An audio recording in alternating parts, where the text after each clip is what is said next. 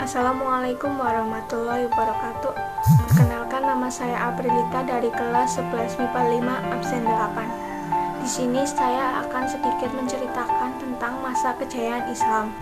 Masa kejayaan Islam terjadi pada sekitar tahun 650 sampai 1250 Masehi. Periode ini disebut periode klasik. Pada kurun waktu tertentu terdapat dua kerajaan besar, yaitu Kerajaan Umayyah atau sering disebut Daulah Umayyah dan Kerajaan Abbasiyah yang sering disebut Daulah Abbasiyah. Daulah Umayyah berdiri pada tahun 661 sampai 750 Masehi di Damaskus, Suriah.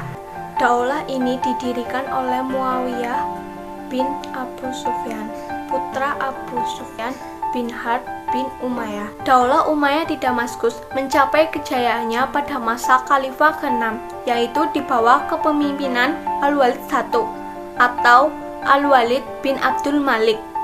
Salah satu bukti kejayaan Islam pada masa ini yaitu luasnya wilayah kekuasaan Daulah Umayyah. Pada masa pemerintahan Marwan II, Daulah Umayyah mengalami keruntuhan. Abdurrahman bin Hisham bin Abdul Malik adalah satu-satunya keturunan yang berhasil melarikan diri ke Afrika Utara. Abdurrahman bin Hisham bin Abdul Malik merintis Daulah Umayyah baru yang berpusat di Cordoba, Andalusia. Pada masa pemerintahannya, Daulah Umayyah di Andalusia dipimpin oleh beberapa penguasa besar, yaitu Abdurrahman, Al-Hakam, dan Hisham II. Bukti kejayaan Daulah Umayyah di Andalusia yaitu didirikan bangunan-bangunan megah dengan arsitektur yang sangat indah, yaitu Masjid Cordoba dan Universitas Cordoba. Daulah Abbasiyah dipelopori oleh Abu Abbas As-Saffah, salah satu keturunan Bani Abbas. Sistem pemerintahan Daulah Abbasiyah dibagi menjadi 4 periode. Perkembangan Islam pada masa Bani Abbasiyah ditandai dengan pesatnya perkembangan ilmu pengetahuan.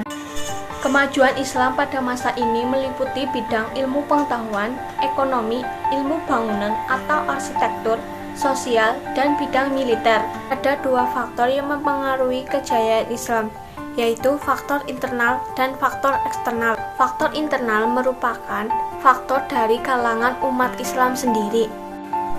Faktor internal yang mempengaruhi kejayaan Islam yaitu 1. Konsistensi umat Islam terhadap ajaran Islam. 2. Adanya ajaran agama yang mendorong umat Islam untuk berlomba-lomba dalam kebaikan dan terus maju. 3. Islam sebagai rahmatan lil alamin. 4. Islam sebagai agama dakwah yang mengajarkan keseimbangan antara kehidupan dunia dan akhirat. Faktor eksternal atau faktor dari luar yang mempengaruhi atau mendorong kemajuan perkembangan kejayaan Islam yaitu 1. Adanya asimilasi dalam berbagai bidang. 2.